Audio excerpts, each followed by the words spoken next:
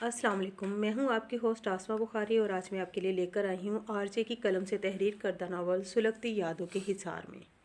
Channel को subscribe कर लें, वीडियो को लाइक कर लें और बेल आइकन को प्रेस कर लें ताकि आने वाली हर न्यू नोटिफिकेशन आपको बर वक्त मिल सके।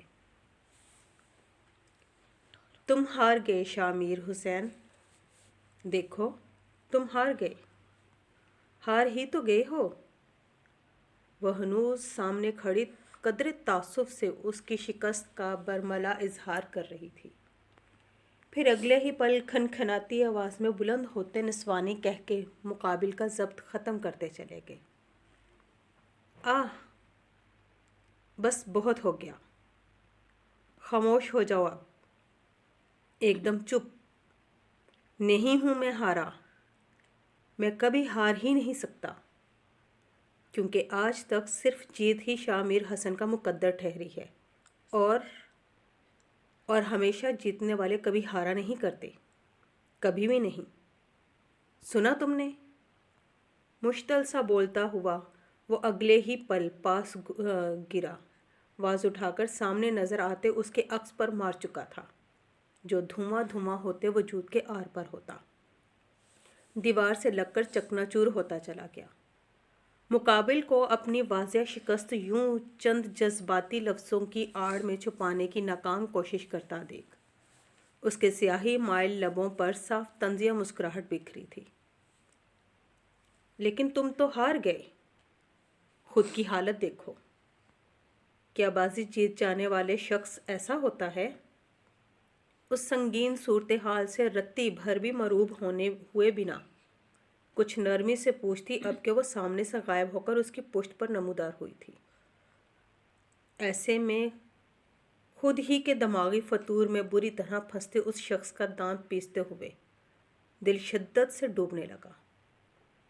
तुम्हारा अज़ली गुरूर आज तुम्हें पूरी तरह ले डूबा है शामिर हसन, और ये बात तुमसे बेहतर और कोई जान ही नहीं सकता।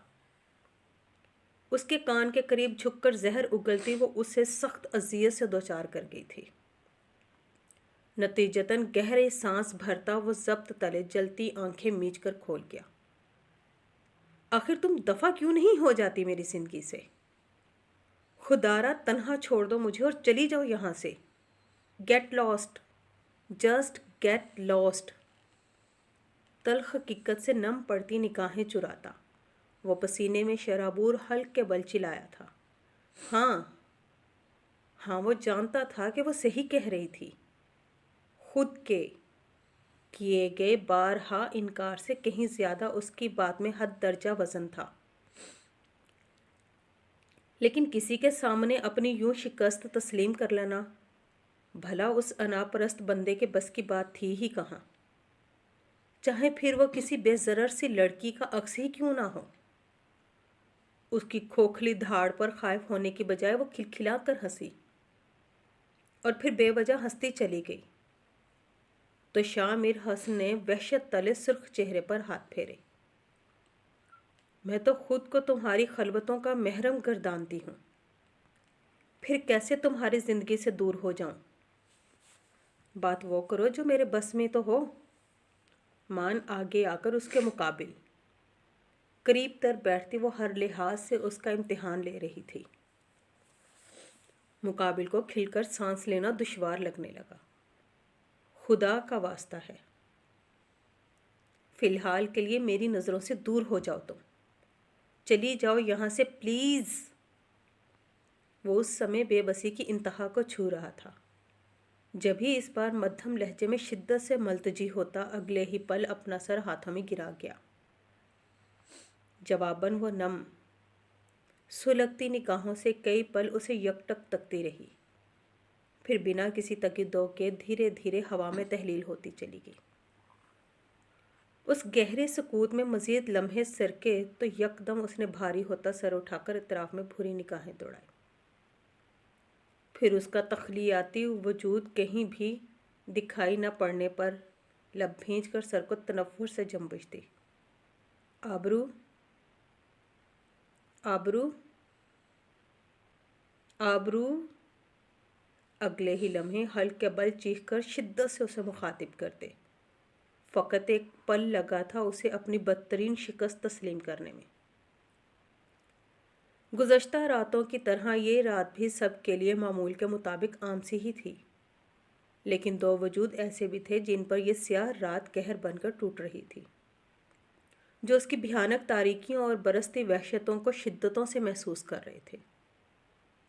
خوف تلے لمحہ بہ لمحہ ان کی دل کی کمزور پڑتی دھڑکنیں مزید مدھم ہوتی چلی جا رہی تھیں۔ مت کرو خدارا، یہ ظلم مت کرو، کیوں جانتے بوجھتے یہ گناہ کما رہے ہو؟ اس خدا کے قہر سے ڈرو جس کی لاٹھی بے آواز ہے، مت کرو ایسا۔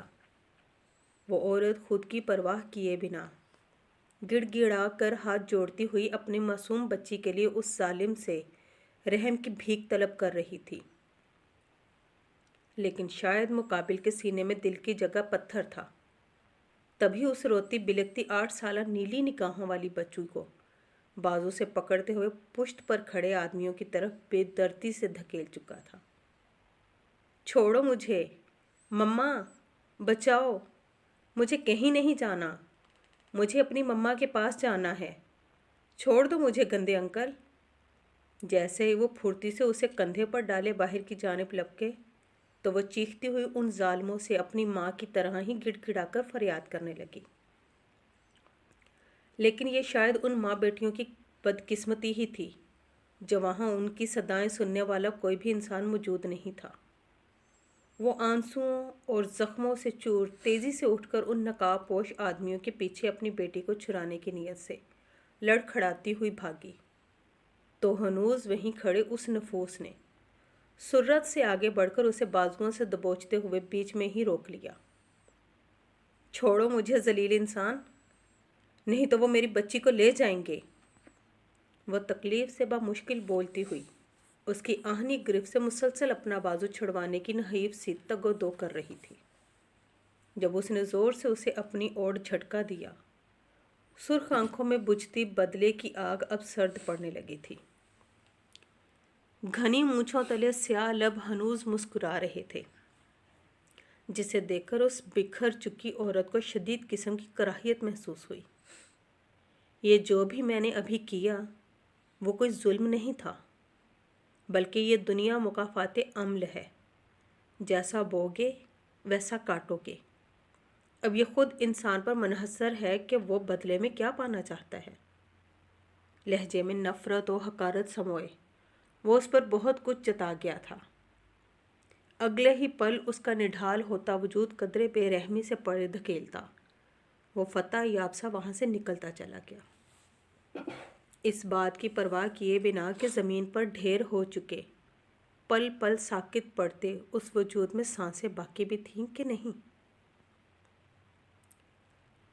وہ آئینے کے سامنے کھڑی خود کا گہری نظروں سے بغور معائنہ کر رہی تھی۔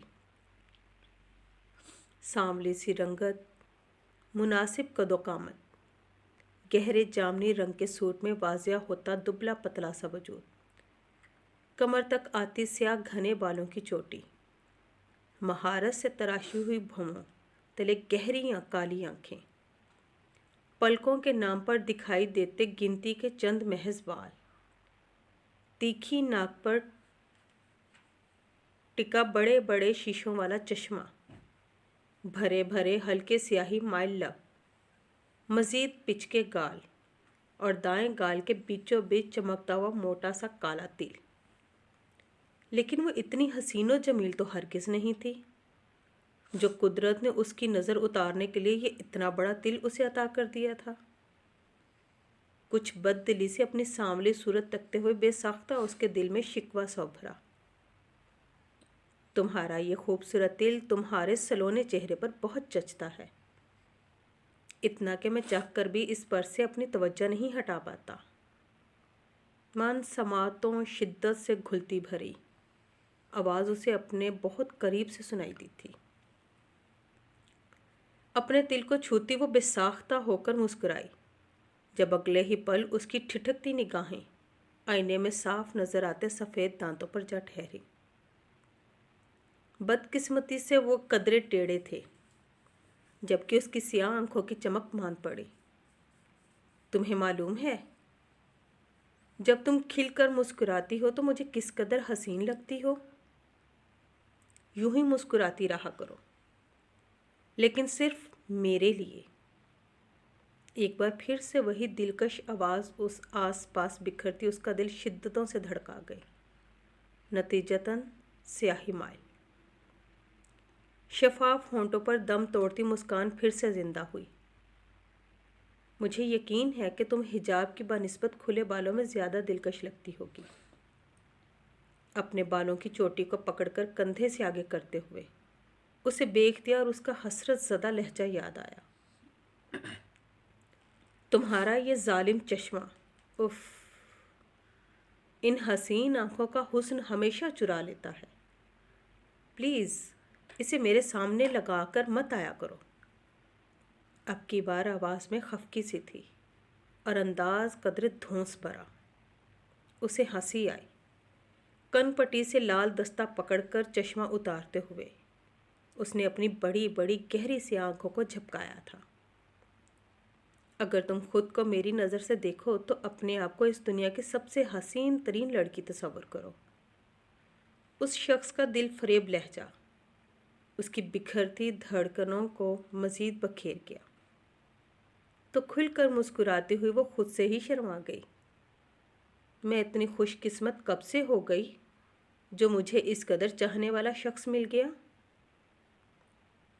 خود کی جھلک ہنوز آئینے میں تکتے ہوئے جہاں وہ اپنی قسمت پر شدت سے نازاں ہوئی، وہیں اس سوال کے زیر اثر بے یقینی کا عنصر بھی شامل تھا۔ لیکن پھر کچھ ہی لمحوں میں وہ ذرہ بھر بے یقینی بھی اس کے وجود میں آباد خوشیوں کے جہاں تلے دب کر رہ گئی۔ وہ قدرے خاموشی سے کمرے میں داخل ہوا تو توقع کے عین مطابق وہ گھٹنوں میں سر دیے رونے میں مصروف تھی۔ تیار کیوں نہیں ہوئی ابھی تک؟ وہ سخت تیور لیے قدم قدم چلتا اس تک پہنچا اور اس کے بکھرے سراپے کو نظروں میں بھرتے ہوئے سر پر کھڑا باز پرس کرنے لگا۔ نتیجتاً اپنے قریب سے آتی مانوس سخت آواز پر وہ پل بھر کو چونکی ضرور تھی، مگر ہنوز اسی پوزیشن میں ڈھیٹ بنی بیٹھی رہی۔ میں تم سے مخاطب ہوں۔ اس کی خاموشی پر چبا چبا کر بولتے ہوئے اس نے اپنی موجودگی کا صاف احساس دلانا چاہا۔ جہاں ماتم کی صفیں بچھی ہوں وہاں کس خوشی کی تمنا کر رہے ہیں آپ صاحب؟ جواباً گھٹنوں سے ہلکا سا سر اٹھا کر سامنے پڑے نکاح کے سرخ جوڑے کو تنفر سے دیکھتی ہوئی وہ طنزیہ انداز میں ہررائی تو وہ لب بھینج کر رہ گیا۔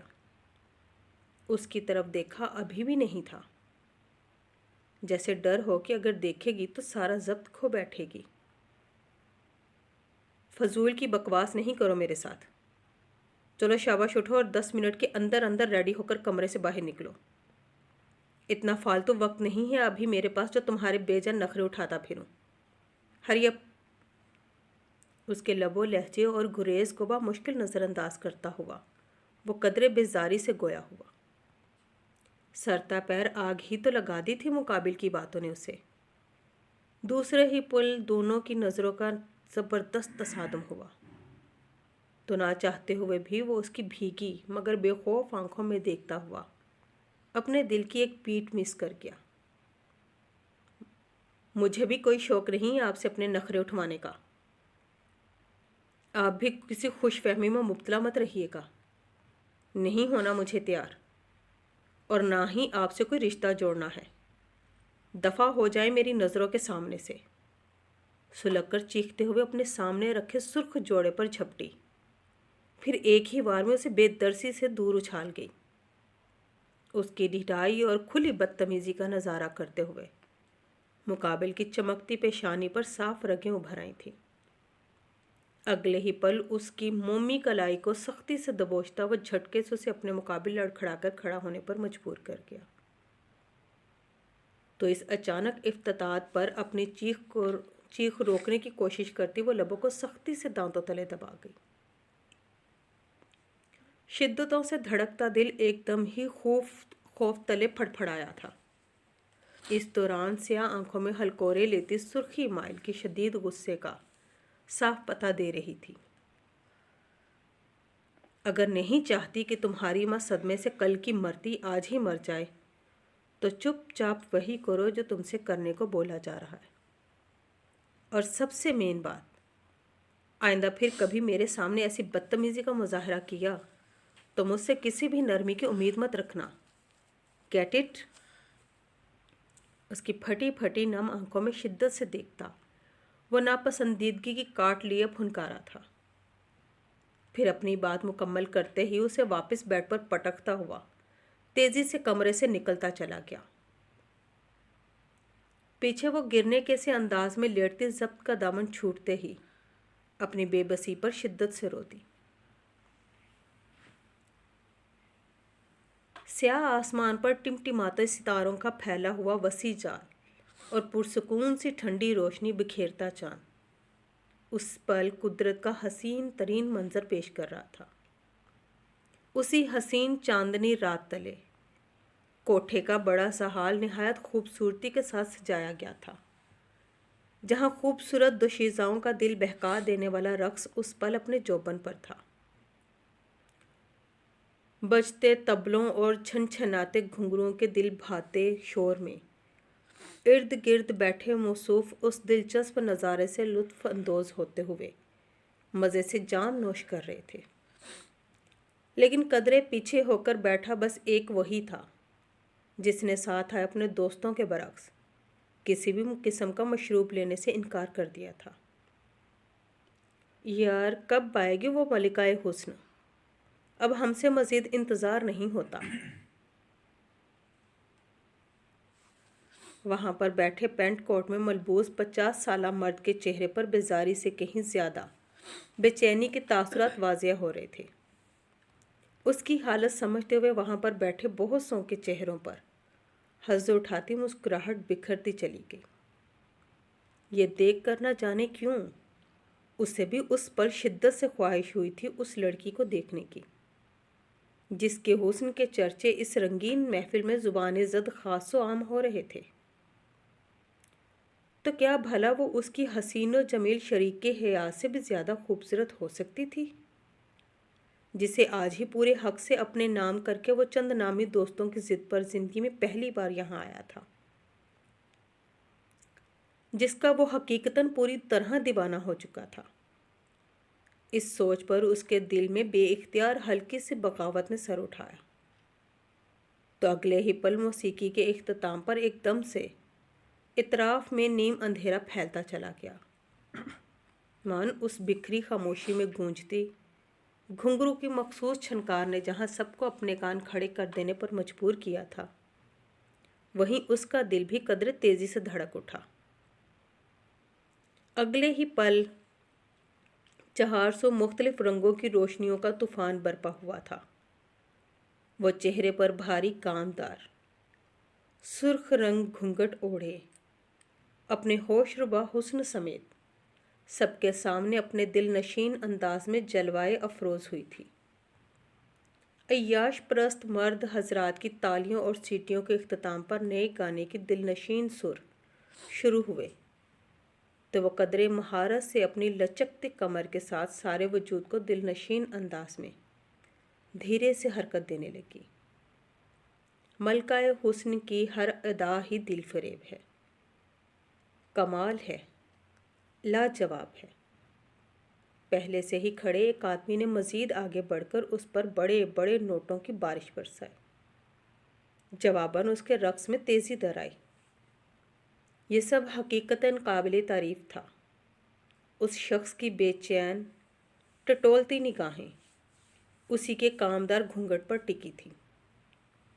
अगरचे ठोड़ी तक उसका मुखड़ा हनूज पोशीदा था, पर शिद्दत से अयां होता बदन बहुत सौ की निगाहों की तस्कीन बने उन्हें मज़ीद बहकने पर मजबूर कर गया।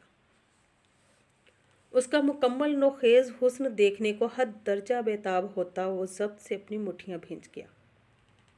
जब अगले ही पल मावून लड़कियों के बीच गोल गोल घूमती हुई वो एकदम ही घुटनों के बल ज़मीन पर झुकी, फिर वापस सीधी होती, एक ही झटके में कामदार घूंघट को अपने हसीन चेहरे से उठाती परे धकेल गई। सब्र की घड़ियाँ ख़त्म हो चुकी थी। اس کے دیدار پر جہاں سارے تماشائیوں کی آوارہ سیٹیاں ایک بار پھر سے سپرد فضا ہوتے ہوئے دل کی دھڑکنیں بے ہنگم ہوتی تھیں، وہیں بنا پلکے جھپکائے بغور اسے تکتے ہوئے اس کا زوروں سے دھڑکتا دل بے ساختہ بند ہوا۔ کون ہے بھئی جس کی کال تمہیں بار بار کٹ کرنی پڑ رہی ہے؟ وہ تینوں فارم ہاؤس میں ٹیبل کے گرد رکھی کرسیوں پر برجمان تھے۔ جب افروز موبائل سکرین دیکھنے کی کوشش کرتا شام سے مخاطب ہوا۔ ہوگی کوئی حسینہ، کیونکہ جناب کی لسٹ میں تو مرد حضرات کم ہی دکھائی دیتے ہیں۔ فواد نے اسے دیکھ کر لطیف سا طنز کیا، جس پر وہ سر جھٹکتا ہوا مسکرا دیا۔ چل بتا بھی دے، ہم سے کیا چھپانا برو؟ شوخی سے آنکھ دبا کر پوچھتا وہ ہنوز مستجس ہوا۔ افروز کو لڑکیوں کے نام پر چپی کسی بھی طور ہضم نہیں ہوتی تھی۔ اس کی اس چھچھوڑی عادت سے وہ دونوں تو کیا، تقریباً سبھی واقف تھے۔ ابے یار، شمسا ہے، ٹاپ کلاس کی ڈھیٹ۔ اتنی بار اس کی کال کاٹ چکا ہوں، لیکن بجائے سمجھنے کے کہ اگلا بندہ بات کرنے میں بالکل بھی انٹرسٹڈ نہیں ہے، ڈھیٹوں کی طرح کال پہ کال کیے جا رہی ہے بس۔ پاگل۔ شام پھر سے آتی ہوئی کال کاٹتا قدرے بیزاری سے گویا ہوا، پھر موبائل فون آف کر دیا تو دونوں اس کے تیور دیکھ کر رہ گئے۔ ابھی جمعہ 8 دن بھی نہیں ہوئے تھے تجھے شمسا سے فرینڈشپ کیے، اور اتنی جلدی بور بھی ہو گیا تو اس سے؟ حد ہے یار۔ فواد تعصب سے اس کا چہرہ دیکھ کر کہنے لگا۔ شکر کرو جمعہ 8 دن نکالیے اس کے ساتھ، ورنہ سچ بتاؤں تو 2 دن میں ہی بور ہو چکا تھا میں اس سے۔ چپکو ہے پوری یار۔ سگریٹ لبوں کے بیچ دبا کر سلگتا وہ قدرے لاپرواہی سے بولا۔ اگر میں تیری جگہ ہوتا تو کم از کم 1 ماہ تک کام چلا ہی لیتا، پر شمسا میڈم ہمیں لفٹ کروائیں تب نا۔ افروز کو دکھ ہوا تھا اس بے باک لڑکی کی بے قدری پر، لیکن اس سے کہیں زیادہ خود کے ٹھکرائے جانے کا افسوس تھا۔ کچھ دن پہلے ہی تو اس نے شمسا کو فرینڈشپ کی آفر کی تھی، لیکن اس نے بنا لگی لپٹی رکھے سیدھے سیدھے انکار اس کے منہ پر دے مارا تھا۔ اف، ٹرائی کر لے، شاید اب کی بار مان جائے۔ شام شریر سا بائیں آنکھ دباتا بولا، انداز خاصا لطف دینے والا تھا، جس کو نظر انداز کرتا افروز بے اختیار گہری سوچ میں پڑ گیا۔ فواد نے مسکراتے ہوئے تعصب سے سر جھٹکا۔ میں حیران ہوں کہ اتنی لڑکیاں تجھ جیسے فلرٹی ٹائپ بندے پر کیسے مر مٹتی ہیں یار۔ سگریٹ کا پیک بے وجہ ہی ہاتھوں میں گھماتا فواد جلتے انداز میں پوچھ رہا تھا۔ مانا کہ وہ کافی ہینڈسم تھا، رئیس تھا، قدرے اچھی ہائٹ پر چہرے کے دلکش نقوش اس کی شخصیت کو منفرد بناتے تھے، اور تو اور ہر طرح کی ڈریسنگ اس پر جچتی تھی۔ سب سے بڑھ کر وہ اپنی ذات کو لے کر حد درجہ مغرور تھا، جو کہ شاید اس کا خاندانی خاصہ تھا۔ تو کیا وہ کوئی کوک کاف کا شہزادہ تھوڑی تھا جو لڑکیاں بآسانی اسے اپنے خوابوں میں جگہ دے دیا کرتی تھیں؟ جواباً شام کمینگی سے ہنس دیا۔ بس دیکھ لے، کبھی غرور ہی نہیں کیا تیرے بھائی نے، کہتے ہوئے اس نے بے اختیار گہرا کش بھرتے اگلے ہی پل دھواں تاریک فضا میں چھوڑا۔ وہ تو دکھ ہی رہا ہے، لیکن اصل مزہ تو تب ہے جناب اگر آپ اس مولانی کو پھنسا کر دکھائیں، دھبے لہجے میں کہتے۔ افروز کا انداز خاصا چیلنجنگ تھا۔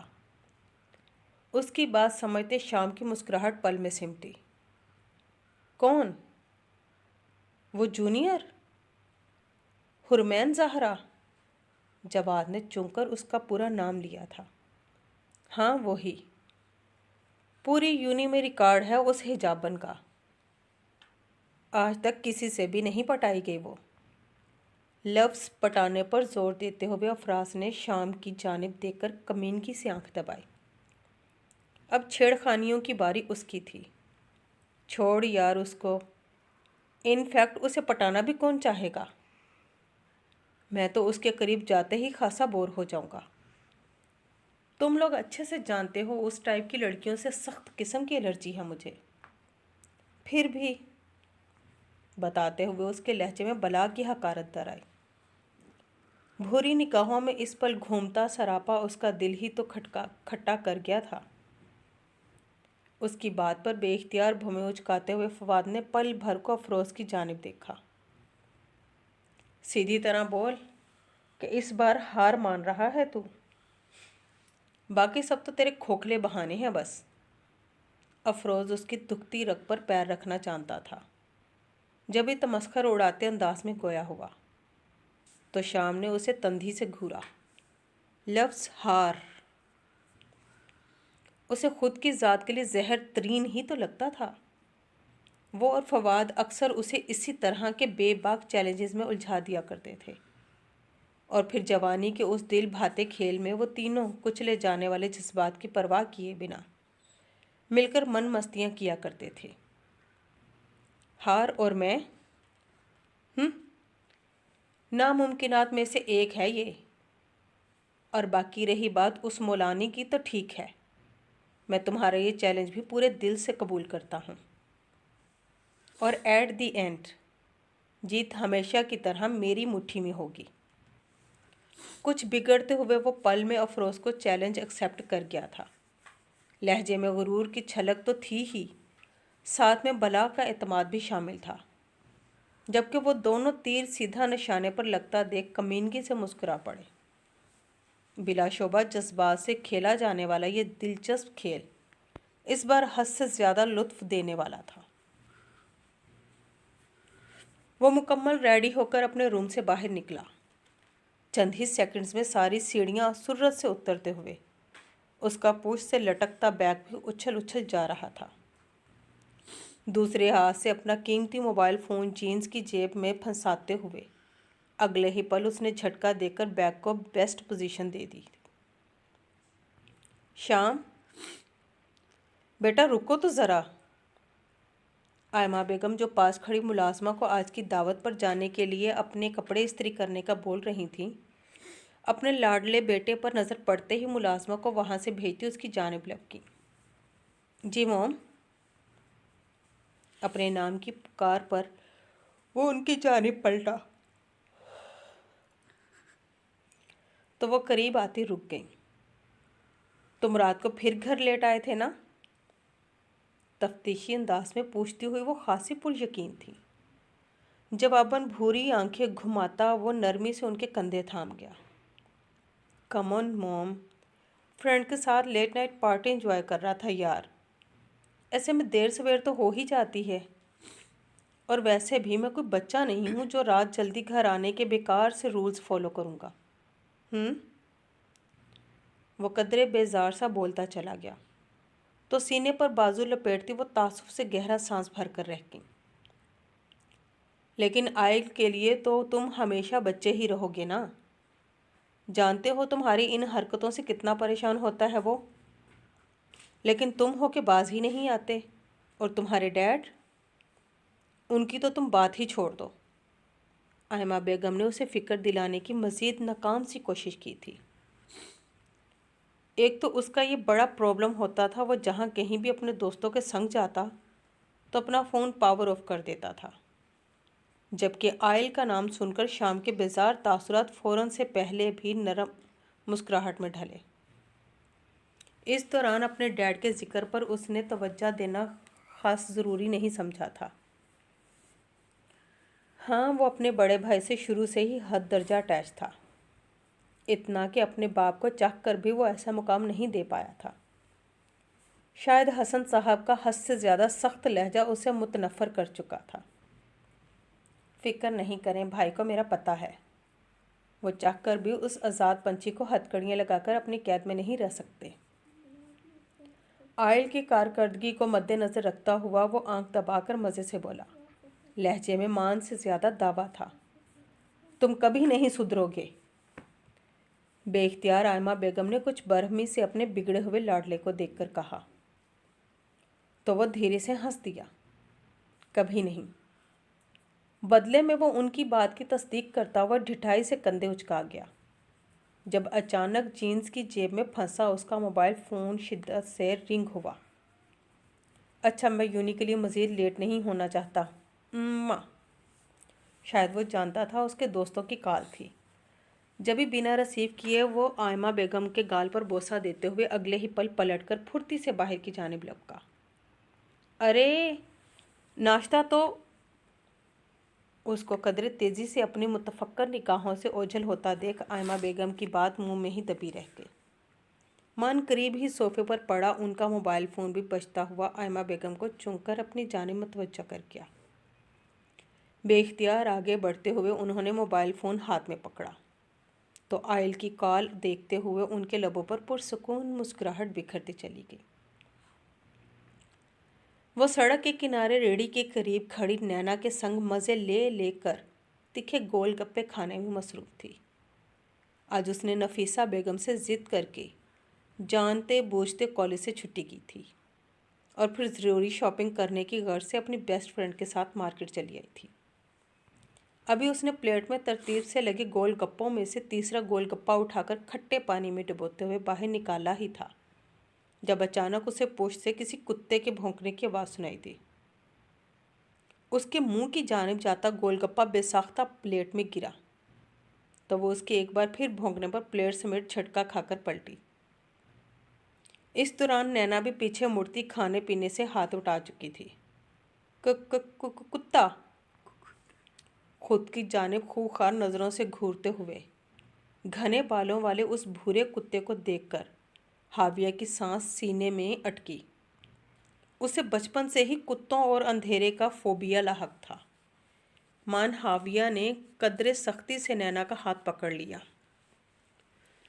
جو اس صورتحال سے خود بھی گھبرا گئی تھی۔ وہ شاید کسی کا پالتو کتا تھا جو اپنے مالک سے خود کا پٹا چھڑوا کر ان کی جانب چلا آیا تھا۔ شاید نہیں، یقیناً اس کا دماغ گھوم چکا تھا۔ ارے بٹیا گھبراؤ نہیں، یہ بس بے وجہ بھونک کر ڈرا رہا ہے، کہے گا کچھ بھی نہیں۔ ریڑھی والے بابا نے ان کا ڈر صاف محسوس کرتے ہوئے پرسکون کرنے کی ناکام کوشش کی کہ تبھی وہ کتا بھونکتا ہوا پیچھے کو سرکتی حاویہ کی جانب تیزی سے لپکا۔ نتیجتاً گول گپوں والی پلیٹ ہوا میں اچھالتی حاویہ اگلے ہی چیختے ہوئی آگے کو سرپٹ دوڑ لگا چکی تھی۔ بچاؤ بچاؤ کتا، کوئی تو بچاؤ! شدید خوف تلے مسلسل مدد کے لیے چیختی ہوئی وہ ہنوز سڑک کے کنارے اندھا دھند بھاگتی چلی جا رہی تھی، یہ جانے بغیر کہ بیچ راستے میں ہی کتے کے مالک نے قدرے پھرتی سے اسے پکڑ کر اپنے قابو میں کر لیا تھا۔ لیکن وہ پیچھے مڑ کر دیکھتی تب نا۔ وہاں پر موجود لوگ اس انجان لڑکی کو یوں اکیلے احمقوں کی مانند بھاگتے ہوئے دیکھ کر حیران تھے۔ ڈر کے مارے نمکین پانیوں سے بھری بھوری آنکھوں نے آگے کا منظر دھندلا سا کر دیا تھا۔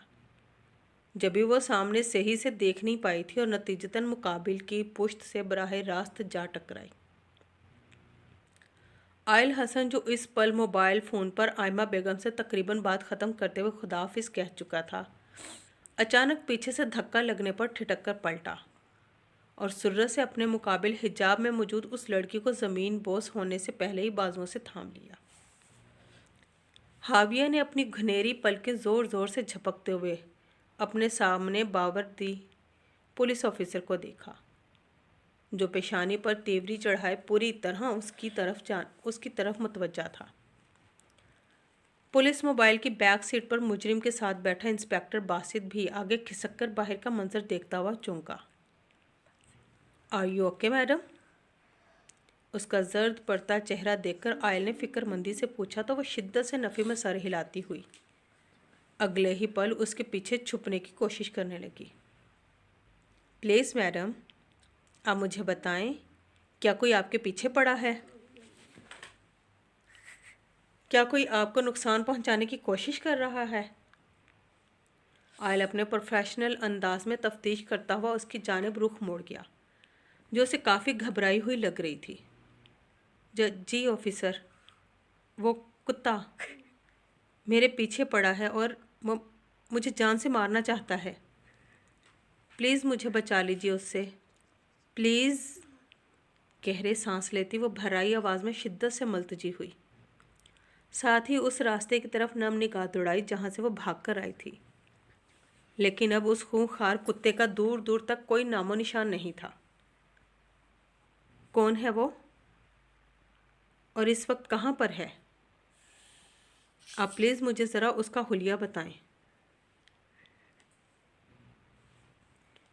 تاکہ ہم مجرم کی بآسانی شناخت کر کے اسے پکڑ سکیں۔ آئل کو لگا شاید وہ اس انسان کو غصے کے سبب بے باکی سے گالی دے رہی ہے جو چند لمحے قبل اس کی جان کے پیچھے پڑا ہوا تھا۔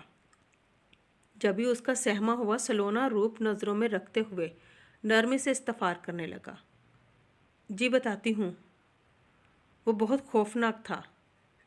اس کے لمبے براؤن بال تھے، 4 ٹانگیں تھیں، ایک عدد ہلتی ہوئی دم،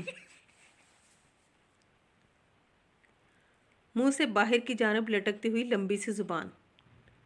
وہ اپنے آنسو رگڑتی سوچ سوچ کر بتاتی چلی گئی۔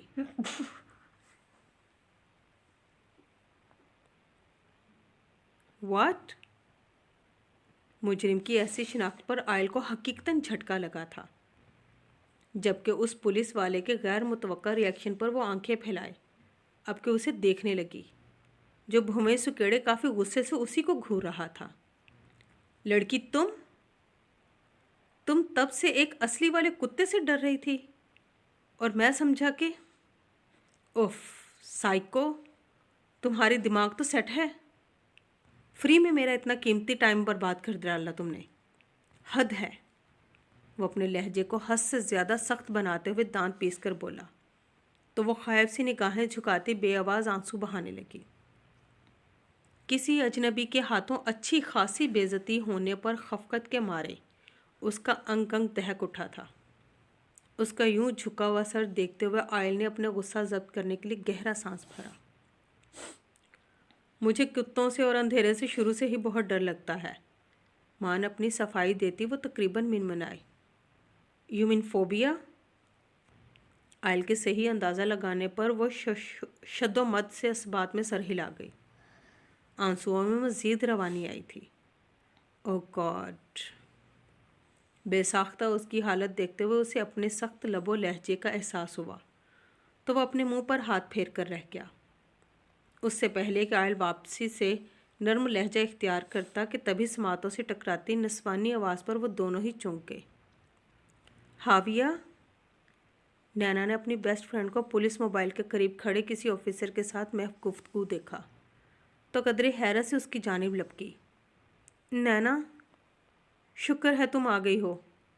اسے ہاتھ میں شاپنگ بیگز تھام کر تیزی سے اپنی طرف آتا دیکھ وہ بھیگی آنکھوں سمیت مسکرائی۔ آئل نے اس کے سانبلے سلونے چہرے پر دھوپ چھاؤں کا یہ عالم بغور دیکھا تھا۔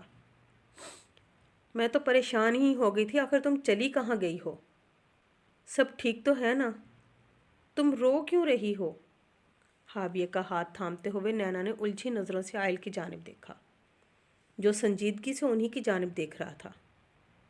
چلو گھر چلیں، ہمیں لے کر ماما بھی خاصی پریشان ہو رہوں گی، پہلے ہی کافی دیر ہو چکی ہے۔ نینا کے پھر سے پھڑ پھڑاتے لب دیکھ کر ہاویہ جلدی سے آنسو صاف کرتی بروقت گویا ہوئی، ساتھ ہی زور سے اس کا ہاتھ دبایا۔ صاف اشارہ تھا کہ ابھی وہ کوئی بھی بات نہ پوچھے۔ نینا نے اس کی جانب دیکھا تو اس کی غلافی نظروں کا مفہوم سمجھتے ہوئے بے بس چپ ہو گئی، پھر دونوں وہاں سے چلتی بنی۔ ہاویہ صاحبہ، آئل نے بے اختیار اسے اس کے نام سے مخاطب کیا تو وہ چونک کر اس کی جانب پلٹی۔ خاص آپ کے لیے ایک بہت مفید مشورہ ہے میرے پاس۔ تھوڑی سی دور ایک مینٹل ہاسپٹل واقع ہے، اگر من ہوا تو وہاں کا چکر ضرور لگائیے گا، شاید کچھ افاقہ ہو جائے۔ جانے کیوں وہ اپنی سنجیدہ طبیعت کے خلاف جا کر مسکراتی آواز میں اسے ذرا سا چھیڑنے کو اپنے اظہار خیال پیش کر گیا تھا۔ لہجے میں واضح نرمی تھی۔ اپنے نام کی حیرت سے ہٹ کر مقابل کے اس واضح طنز پر ہاویہ نے صدمے سے اسے دیکھا۔ پھر آنکھیں سکیڑ کر محض غصے سے گھورنے پر ہی اکتفا کیا، ورنہ دل تو تھا بہت کر رہا تھا کہ اس پولیس آفیسر کو ابھی 2-4 باتیں سنا ہی دے جو اسے دل کھول کر بےعزت کر چکا تھا۔ جواباً براہ راست اس کی بھوری نم آنکھوں میں سنجیدگی سے دیکھتا اے ایس پی آئلز حسن اب بے نیازہ کندھے اچکا گیا۔ لبوں سے مدھم مسکراہٹ اب کے مفقود ہو چکی تھی۔ اگلے ہی پل وہ کشمکش میں کھڑی نینا کی کلائی تھام کر تن فن کرتی ہوئی وہاں سے نکلتی چلی گئی۔ پاگل! نگاہوں سے اوجھل ہونے پر اس کی حرکت یاد کرتے ہوئے بے اختیار اس کے ہونٹوں پر مسکراہٹ در آئی تو سر جھٹکتا وہ بھی ڈرائیونگ سیٹ کی جانب بڑھ گیا۔ وہ تینوں خلاف توقع اس وقت سیکنڈ فلور پر موجود تھے۔ فواد نے مضبوط کلائی میں پہنی مردانہ گھڑی کا جائزہ لیا۔ لیکچر ختم ہوئے 2-3 منٹ گزر چکے تھے، تبھی وہ کندھے سے لگی سٹرپ پر اپنی پکڑ مضبوط کیے اپنی دوست علیزہ کے ہمراہ سب سے آخری کلاس سے برآمد ہوئی تھی۔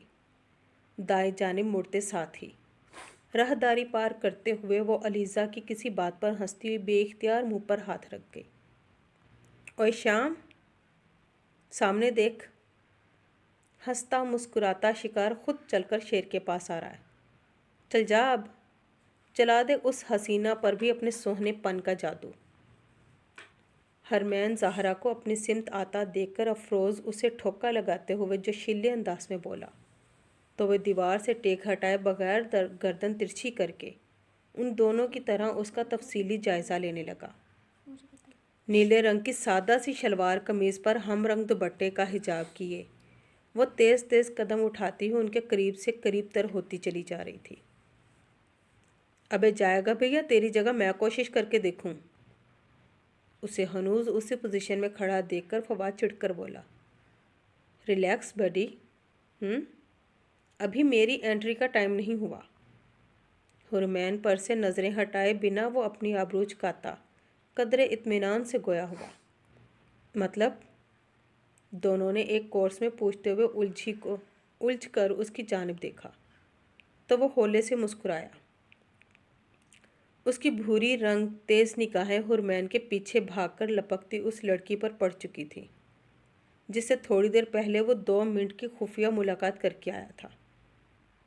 مطلب یہ کہ تو بس دیکھتا جا آگے ہوتا ہے کیا کیا۔ ان کے تجسس سے حفظ اٹھاتا وہ عادتاً کمینگی سے اپنی آنکھ دبا گیا۔ مان قندیل کی خاصی بلند غسیلی آواز نے ان تینوں کی توجہ پل میں اپنی جانب کھینچی۔ اوہ حرمین میڈم، میری اسائنمنٹ چرا کر کہاں بھاگی جا رہی ہو تم؟ ذرا اسے تو واپس کرتی جاؤ۔ طنزیہ لہجہ اپناتے ہوئے وہ اس کی جانب لپکی تو حرمین اپنا چشمہ صحیح سے ناک پر ٹکاتی ہوئی خاصی حیرت اور کچھ صدمے سے پیچھے پلٹی۔ علیزہ بھی حیران ہوئی تھی اس بے بنیاد الزام پر۔ یہ تم کیا بات کر رہی ہو؟ میں بھلا تمہاری اسائنمنٹ کیوں چوری کروں گی؟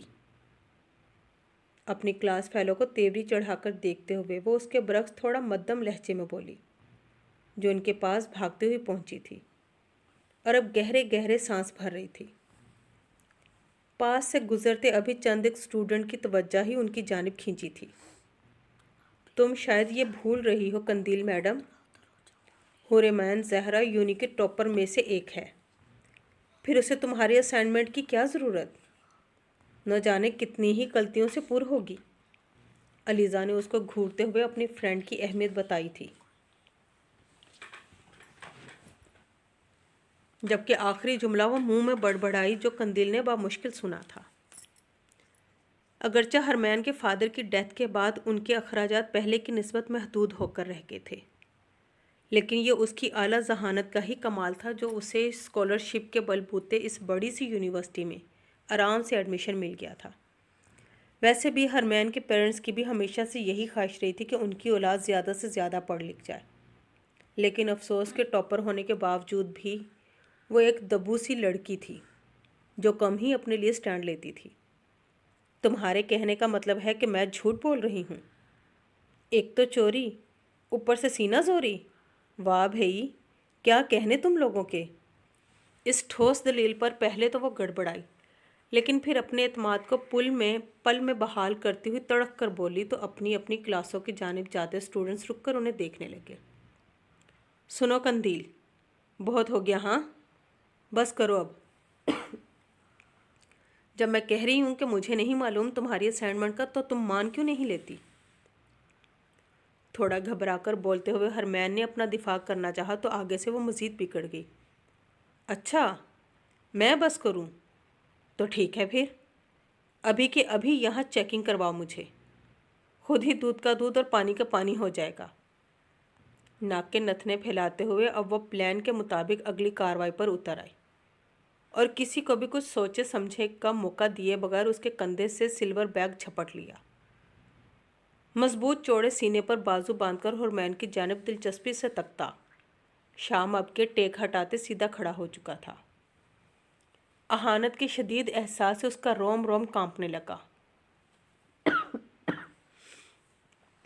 وہ چاہ کر بھی قندیل کو ایسا کرنے سے روک نہیں پا رہی تھی۔ چشمے کے پار تیزی سے بھیگتی ہوئی گہری کالی آنکھیں اطراف میں گھومی تو شام سمیت اس کے دوستوں کو اپنی جانب متوجہ پا کر اس کا رنگ مزید پھیکا پڑا۔ وہ اس سمے بلا وجہ یونی کے سب سے ڈیشنگ مگر پلے فل گروپ کو متوجہ کا مرکز بن رہی تھی۔ شرمندگی سے لب کچلتی وہ سرت سے نظریں پھیر گئی، لیکن اگلے ہی پل اپنے بیگ سے کسی اور کی اسائنمنٹ نکلتی دیکھ صحیح معنوں میں ہرمین زہرا کے ہوش اڑے تھے۔ یہ کیسے؟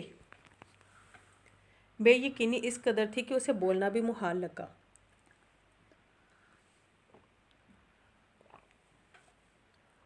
علیزہ کا بھی منہ کھلا تھا یہ دیکھ کر، جبکہ قندیل کے لب شاطرانہ مسکراہٹ میں ڈھلے۔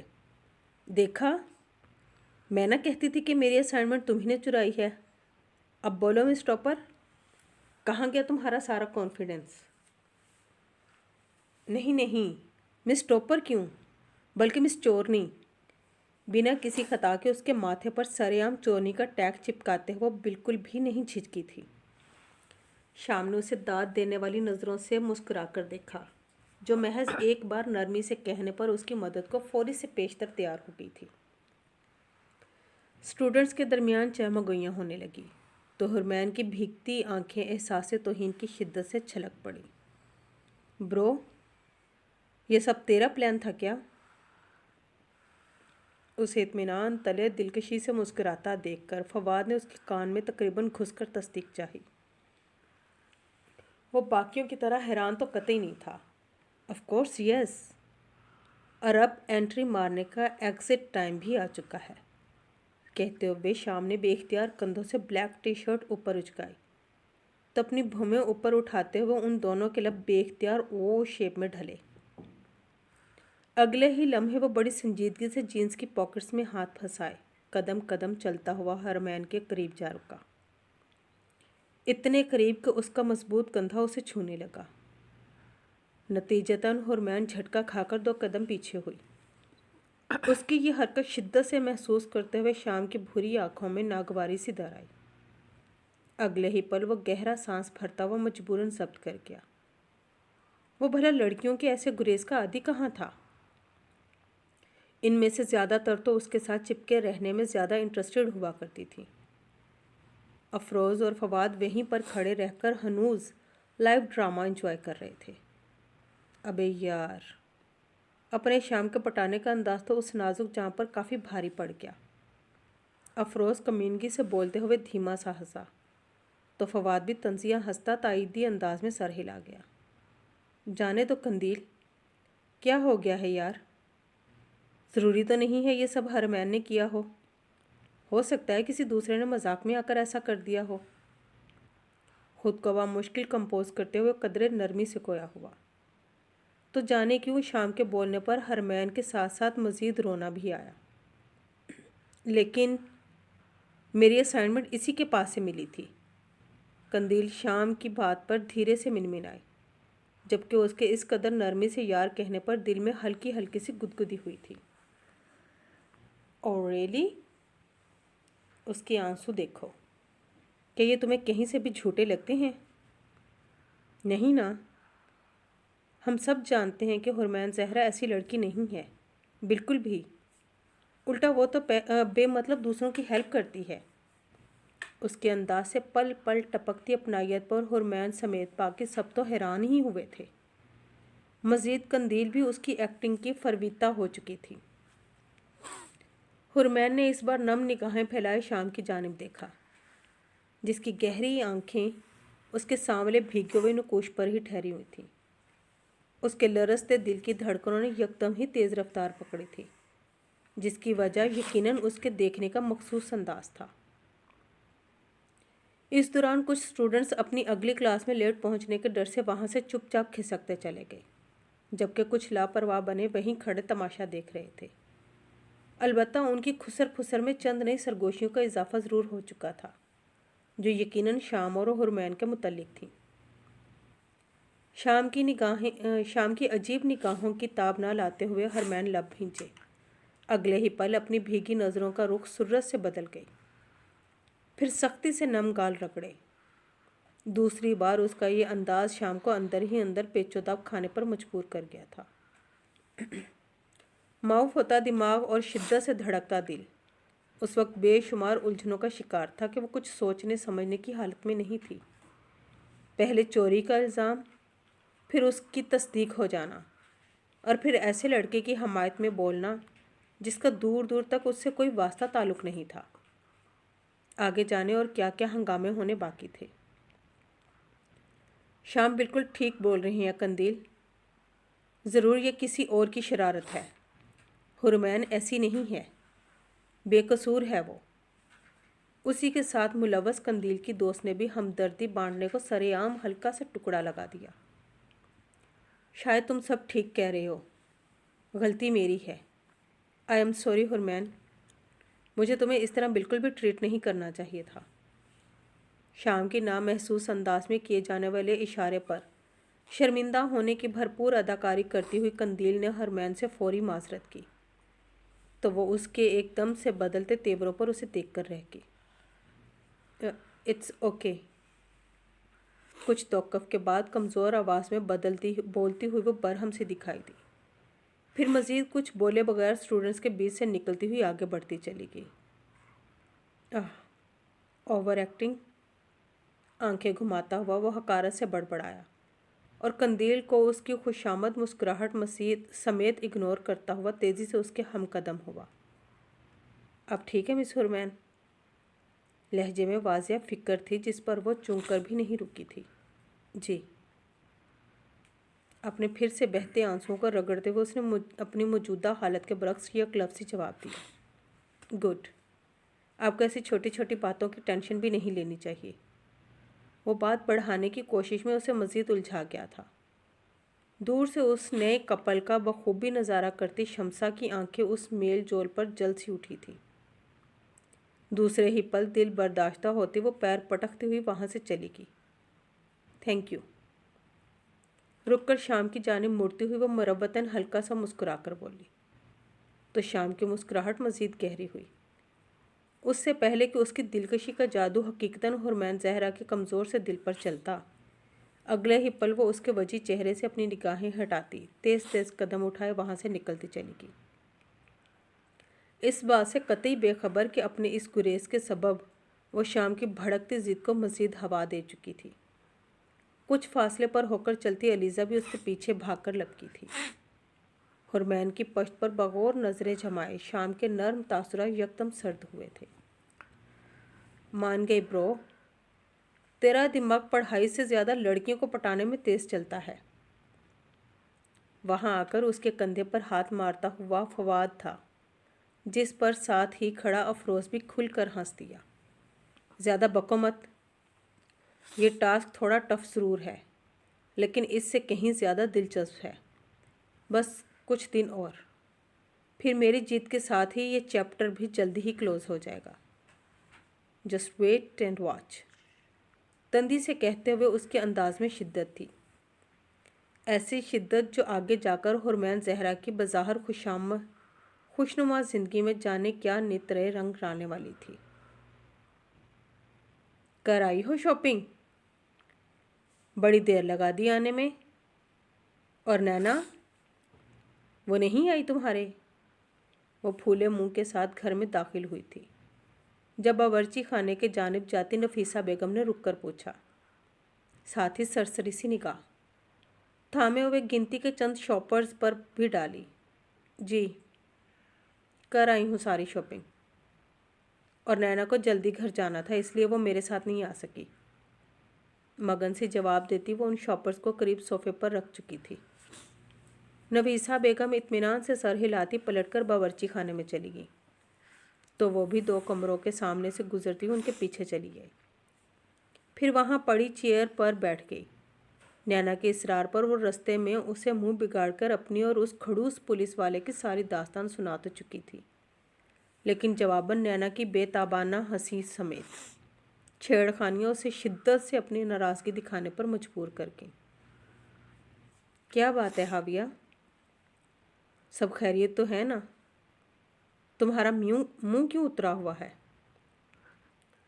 اس کی طرف سے ہنوز خاموشی کا احساس پاتے ہوئے پیاز کٹتی نفیسہ بیگم پلٹ کر اس کا گمسم چہرہ بغور دیکھا۔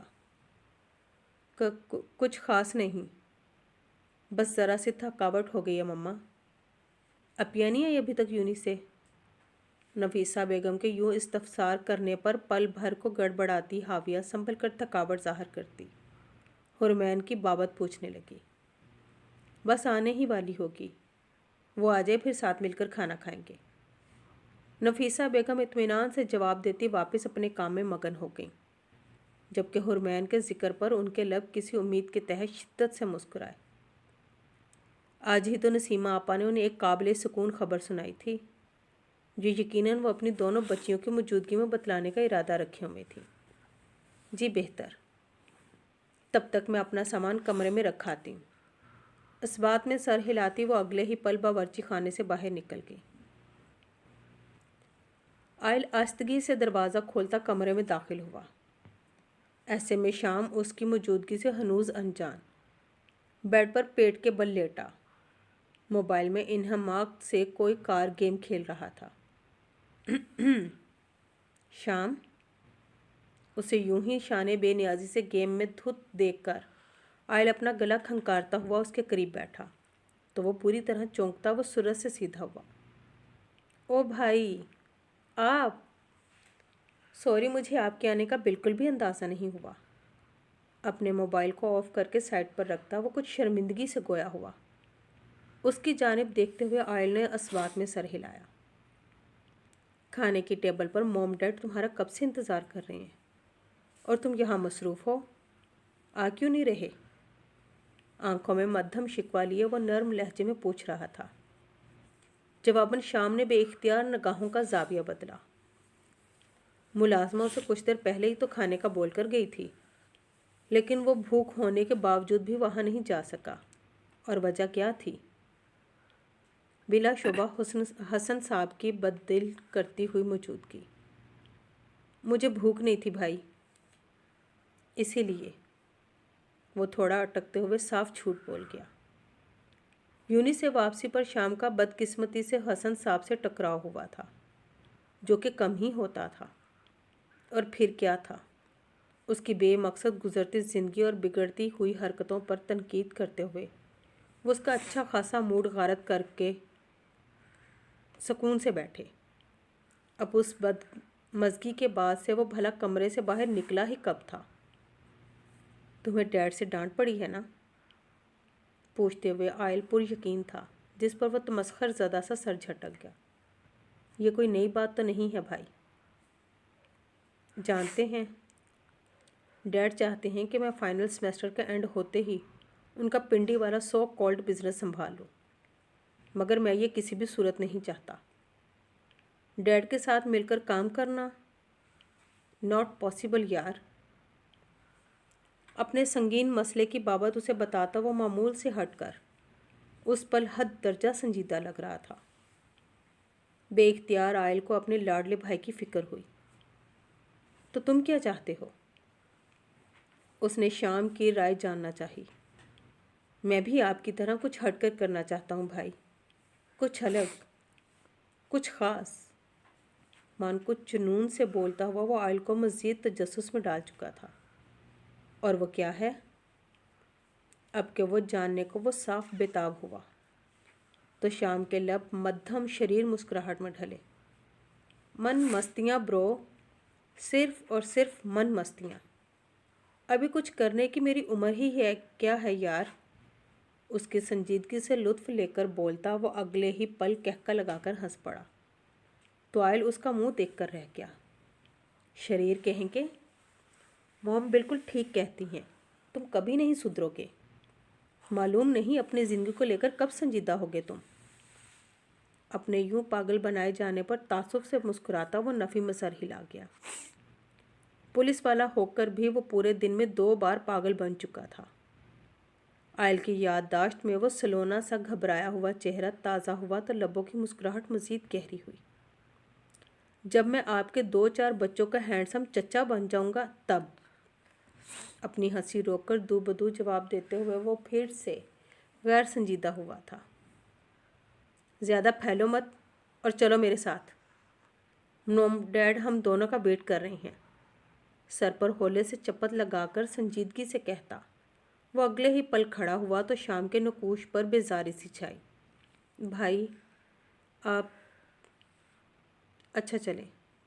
وہ جو اسے روکنا چاہ رہا تھا خود کی جانب اسے سرد نگاہوں سے تکتا پا کر فوری تیور بدل گیا۔ پھر بد دلی سے بیڈ سے اترتا وہ آئل کے سنگ کمرے سے باہر نکل گیا۔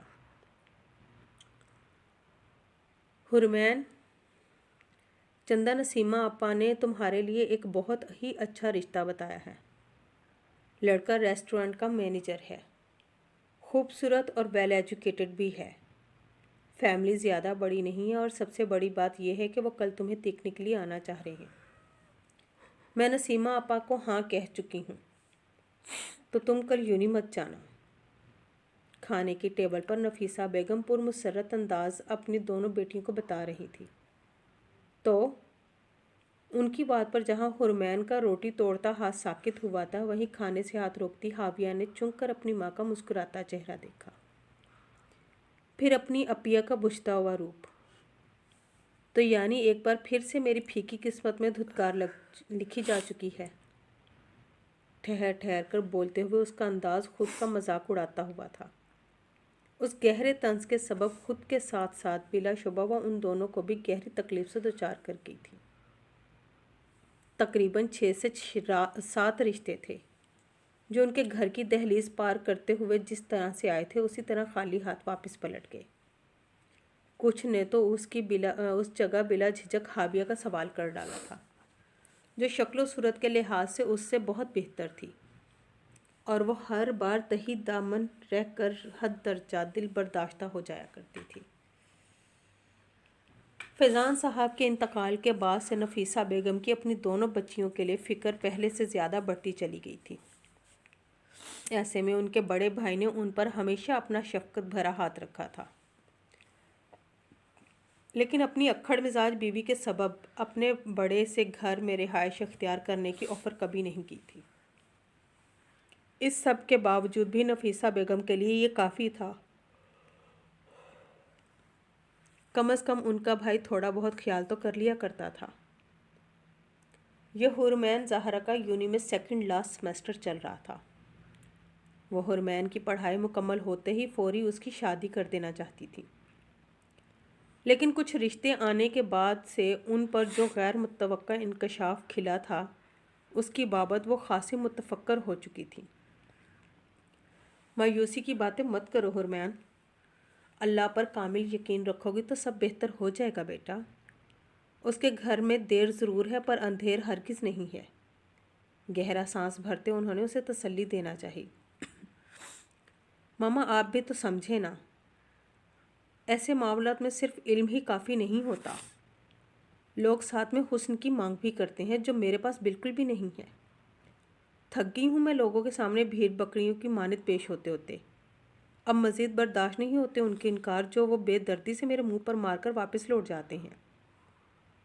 جواب میں وہ نہ چاہتے ہوئے بھی اسی پل اپنی بے قدری پر پھٹ پڑی تھی۔ آنکھوں کی سیاہی بھیگ چکی تھی۔ حرمین کے اس قدر متنفر ہو جانے پر جہاں حاویہ کی آنکھیں پھٹی تھیں وہیں نفیسہ بیگم کی آنکھوں میں صاف نم اتری۔ وہ ایک دم گہرا سانس چھوڑتی نم پڑی تھی۔ آئی ایم سوری ماما، میرا مقصد آپ کو اذیت دینا بالکل بھی نہیں تھا۔ معلوم نہیں کیسے میں آپ سے نامناسب لہجے میں بات کر گئی۔ سو سوری ماما۔ اچھا ٹھیک ہے، میں کل یونی نہیں جاؤں گی، آپ ان لوگوں کو بلا لیجیے گا، اوکے؟ بے اختیار اپنی چیئر ان کے قریب کھینچتی وہ شرمندہ سی گویا ہوئی، تو اس کے یوں ہاتھ تھامنے پر نفیسہ بیگم بکھی آنکھوں سے مسکرائی۔ وہ اپنی بیٹی کا درد سمجھتی تھیں، جب بھی تو اس کی بہتری کے لیے کوشاں تھیں۔ تم اپنا دل چھوٹا مت کرو حرمین، مجھے تمہاری مزید فکر ہونے لگتی ہے اس طرح۔ لوگ تو پاگل ہیں جو حسن کے پیچھے بھاگتے ہیں۔ صورت سے زیادہ سیرت کا اچھا ہونا ضروری ہوتا ہے بیٹا۔ صورتیں کتنی بھی حسین کیوں نہ ہوں، ہمیشہ سیرتوں کی محتاج ہوا کرتی ہیں۔ تم دل کی خوبصورت ہو جو بہت کم لوگ ہوتے ہیں، کیا اتنا کافی نہیں؟ نفیسہ بیگم نے قدرے محبت سے اس کے گالوں پر لڑکتے آنسو پونچھتے ہوئے اسے حقیقت کا پوشیدہ رخ دکھایا، تو وہ شرمندہ ہوتی ہوئی اپنا سر دھیرے سے اس بات میں ہلا گئی۔ آپ دیکھنا اپیا، میرا دل کہتا ہے آپ نہ صرف کل ان لوگوں کو پسند آئیں گی، بلکہ میرے ہونے والے جیجا جی کو آپ سے پہلے ہی نظر میں محبت ہو جائے گی۔ آپ یہ رشتہ پکا ہی سمجھ لیں۔ ہاں، حاویہ شریر سے لہجے میں گویا ہو، جہاں نفیسہ بیگم کو دل سے مسکرانے پر مجبور کر چکی تھی، وہیں اپنی ماں بہن کی خاطر حرمین بے بسی سے مسکراتی سر جھکا گئی۔ وہ اس وقت اپنے آفس روم میں بیٹھ کر لیپ ٹاپ سے ایک امپورٹنٹ فائل دوسری کمپنی کو میل کر رہا تھا۔ بلیک کلر کے اسموک 3 پیس سوٹ میں وہ اس پل جتنا خوبرو دکھ رہا تھا، وجہ چہرے پر اسی قدر سنجیدگی رقصاں تھی۔ ایک وقت تھا جب شریر انداز اور بہکتی مسکراہٹیں ہر لمحہ اس کی شخصیت کا خاصہ ہوا کرتی تھیں، لیکن اب تو جانے ایسی کتنی ہی ان گنت عادات تھی جو دوڑتے وقت کے سنگ کہیں بہت پیچھے چھوٹتی چلی گئی تھی، یا پھر شاید مجبوراً چھوڑنا پڑی تھی۔ ان سب سے ہٹ کر زندگی تھی جو چھوٹی موٹی تمام من مستیوں سے بالاتر ایک مخصوص ڈگر پر چل پڑی تھی۔ لیپ ٹاپ سے فارغ ہوتے ہی اس کی متلاشی نگاہوں نے مطلوبہ فائل کو سامنے ٹیبل پر ڈھونڈنا چاہا، لیکن وہ وہاں پر ہوتی تو دکھائی دیتی نا۔ فائل کی محرومی پر بے اختیار شاہ کی سنجیدہ بھوری آنکھوں میں اس پری پیکر کا سندر مکھڑا گھوم سا گیا۔ اس کی اپنے پاس ایک بار پھر سے موجودگی کیا سوچتے، جانے کیوں اس کا بے حس دل دھڑک سا گیا۔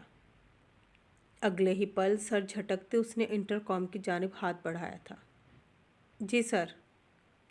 کچھ پلوں بعد ہی اسپیکر سے ابھرتی مودم سی آواز شاہ کی سماعتوں میں گھلی۔ مس آبرو کو میرے روم میں بھیجیں، فوراً۔ رعب بھرے انداز میں بولتے ہوئے اس نے دوسری طرف سے مثبت جواب سنے بنا ہی انٹرکام واپس جگہ پر رکھ دیا۔ کم ان۔ کچھ ہی دیر میں دروازہ نوک ہوا تو وہ ریوالونگ چیئر سے ٹیک ہٹا کر سیدھا ہو بیٹھا۔ وہ دروازہ کھول کر اندر داخل ہوئی تھی۔ شاہ نے دیکھا تھا، ہلکے گلابی رنگ حجاب میں اس کا چہرہ مزید کھل سا اٹھا تھا، اوپر سے غضب۔ اس کی گہری نیلی آنکھیں جو پلوں میں سامنے والے کو اپنے سحر میں جکڑ سا لیتی تھیں، وہ جنا چاہتے ہوئے بھی یک ٹک اسے تکنے پر محو سا ہو چکا تھا۔ یکلخت اس کے پکارے جانے پر چونکا۔ آپ نے مجھے بلایا تھا سر؟ شاہ کے وجی چہرے پر ایک سرسری سی نگاہ ڈالتے ہوئے اس نے قدرے سادگی سے پوچھا، پھر انگلیوں کو آپس میں ملاتی عادتاً پلکیں جھپکا گئی۔ مقابل کی گہری نگاہوں کی مزید تپش سہنا اس کے بس کی بات کہاں تھی بھلا؟ اس لڑکی کے سحر سے نکلتے شاہ نے بے اختیار بھویں سکیڑی۔ یوں بے وجہ نگاہوں کا جھکا جانا اس کے نزدیک شرم و حیا کم، گریز زیادہ تھا۔ ایسا گریز جو نہ چاہتے ہوئے بھی اس کی حساس طبیعت پہ گراں گزرتا تھا۔ جی؟ آپ نے ابھی تک مجھے فائل تیار کر کے کیوں نہیں دی مس آبرو؟ یہ جانتے ہوئے بھی کہ وہ اس وقت کتنی اہم ہے میرے لیے۔ اس کا جھکا ہوا چہرہ دیکھتے ہوئے کچھ سخت انداز میں گویا ہوا، تو بھاری لب و لہجہ سنتی وہ بے اختیار اس کی سرد نگاہوں میں دیکھنے پر مجبور ہوئی۔ सर बस कुछ वक्त और, फिर फाइल आपके टेबल पर मौजूद होगी। गड़बड़ाकर बोलती वो तसल्ली करवाते लहजे में बोली। आपको ये अच्छे से जान लेना चाहिए कि मुझे मेरे किसी भी काम में देरी पसंद नहीं, बिल्कुल भी नहीं। उसकी घबराहट से महफूज होता अब की बार वो कदरे नर्म लहजे में बोला। जवाबन अपने बॉस के पल पल बदलते रूप पर वो उलझ कर रह गई। सॉरी सर, आइंदा ऐसा नहीं होगा। आगे से मैं पूरी एहतियात करूँगी। इस प्रोजेक्ट के मुतल्लिक फ़ाइल की अहमियत का उसे भी बखूबी अंदाज़ा था। जब भी बाआसानी अपनी गलती तस्लीम करती हुई वो उससे माजरत कर गई। पल भर को अंगूठे तले कनपटी खुजाते शाह ने गहरा सांस भरा। भूरी निगाहें हनूज उसके चेहरे पर जमी थी। अगर आप एहतियात करने की बजाय पूरा ध्यान देंगी तो ये ज़्यादा बेहतर रहेगा आपके लिए। शाह को उसकी पंखड़ी लबों से निकलता लफ्ज़ एहतियात कुछ ख़ास भाया नहीं था। जब भी मानी खेज़ अंदाज में बोलता हुआ वो उसे शिद्दत से चुकन्ने पर मजबूर कर गया था। अब मैं जाऊं सर? उसकी उभरती मुस्कुराहट समेत बोलती नज़रों से खाइफ होती आबरू बेचैन सी होकर वहाँ से जाने के लिए पर तोलने लगी तो शाह की मध्यम मुस्कुराहट उसके तकाजे पर सिमटती चली गई।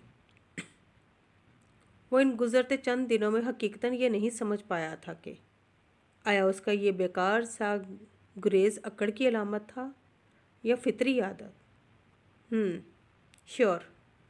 पल भर के तौक़ुफ़ से बदलता वो कुछ बरहमी से अपनी नज़रें फेर गया तो घबराहट में अपनी उंगलियां चटखाती आबरू बिना कोई लम्हा ज़ाया किए पलटकर रूम से बाहर निकलती चली गई। पीछे वो सीट पर सर टकाता बेबस सा मुठ्ठियाँ भींच कर रह गया।